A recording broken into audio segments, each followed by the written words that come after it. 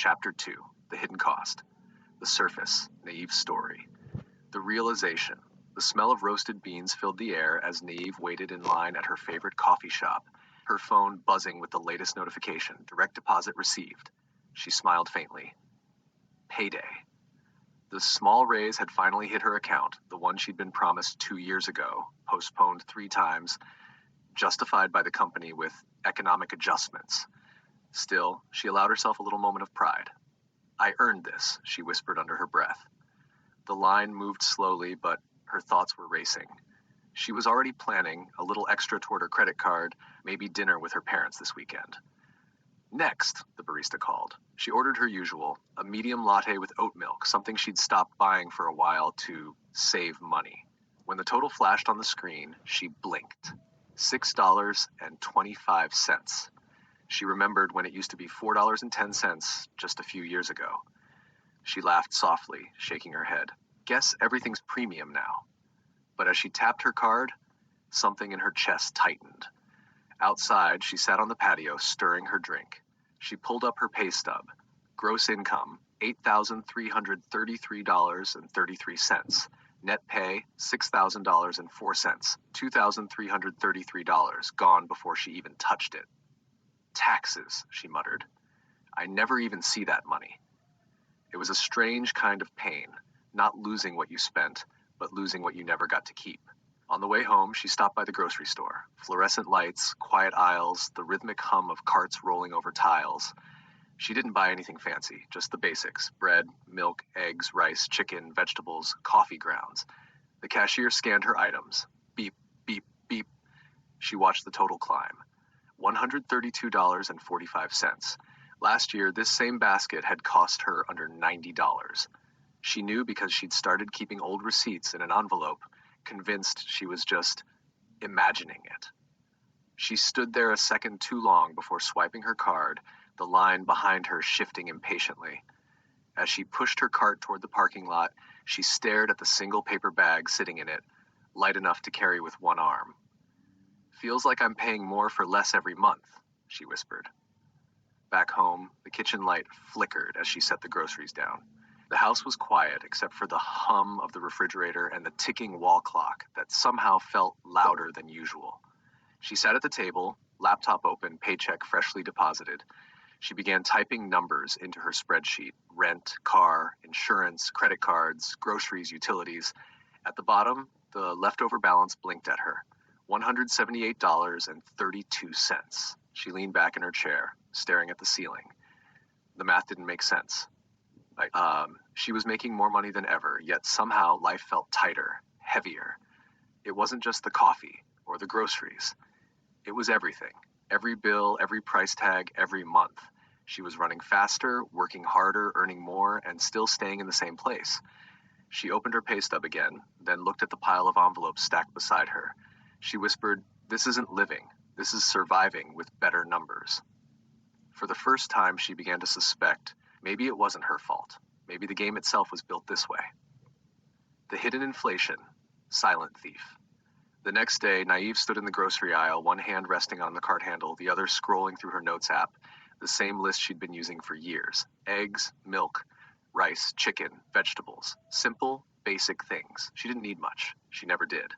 But as she reached for the carton of eggs, her hand froze. $7.49. She blinked, frowned, looked again. Wasn't this $5 last time? She whispered to herself.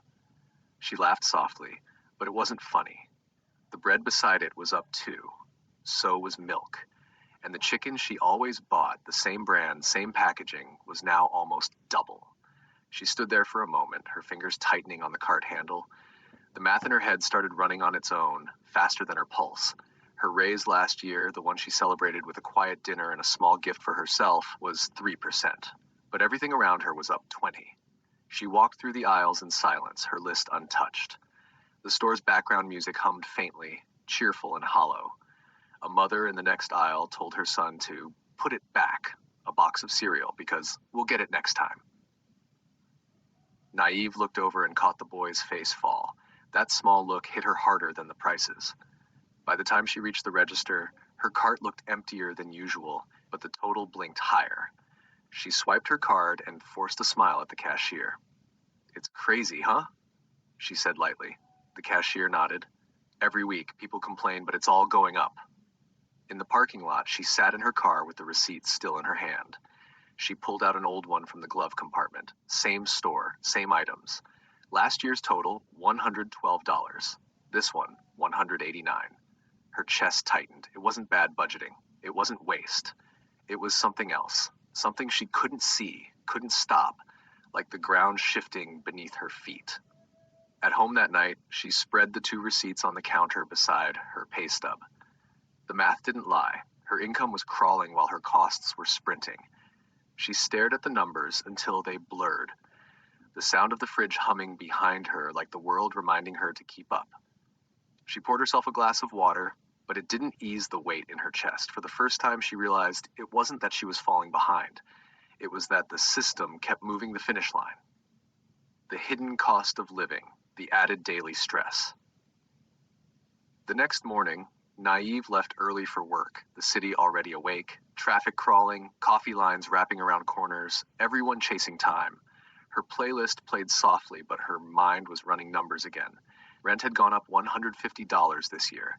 The HOA added a maintenance adjustment. The car insurance recalculated after inflation. Even streaming services quietly raised their prices, $2 here, $3 there. Nothing dramatic, just steady drips. She parked and walked into the office, clutching the same travel mug she'd been using for years. A coworker waved, "Hey, they raised parking again." She smiled weakly. She'd already noticed the deduction on her pay stub. At lunch, she opened her meal prep container, chicken and rice from home, but the smell of takeout filled the room, burgers, ramen, sushi. Her friend laughed. "Come on, treat yourself." Naive smiled, shaking her head. "Next time." But deep down, she wanted to. She missed the small comforts she used to enjoy without guilt. That evening, she stopped by the gas station. The price per gallon blinked at her, higher again. The pump stopped at $78 before she even reached full. She stared at the screen, whispering, it's fine," like a prayer. Back home, she sat at the kitchen counter and looked around her apartment. It wasn't extravagant, just rent, light, warmth, Wi-Fi, nothing fancy. Yet somehow the basics had become luxuries disguised as normal life. She opened her laptop and did the math again. Rent, utilities, car, food, insurance, gas. What used to take $4,500 a month now took $5,400. Her income hadn't moved enough to keep up. She leaned back in her chair, feeling the silent weight of it. The world wasn't asking her to spend more. It was quietly demanding it. Each cost rose just enough to stay invisible until it became unbearable. For the first time, she whispered, "Maybe it's not me." The words hung in the air like a revelation, but also like a warning.